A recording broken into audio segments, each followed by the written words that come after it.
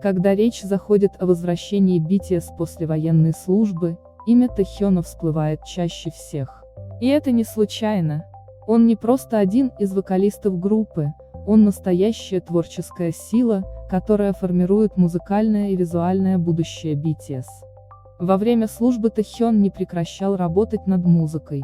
Он писал тексты, придумывал мелодии, обдумывал визуальные концепции и даже формировал стратегию предстоящего камбэка. Его цель проста, но глубокая: сделать музыку BTS более личной, зрелой и человечной, отражающей опыт каждого участника. HYBE доверяет Тэхёну полную творческую свободу. Он участвует не только в создании песен, но и в визуальном направлении, от тизеров до концептуальных фото и сценической хореографии. Его видение сочетает минимализм, эмоциональную глубину и стиль, который отражает личный рост каждого участника.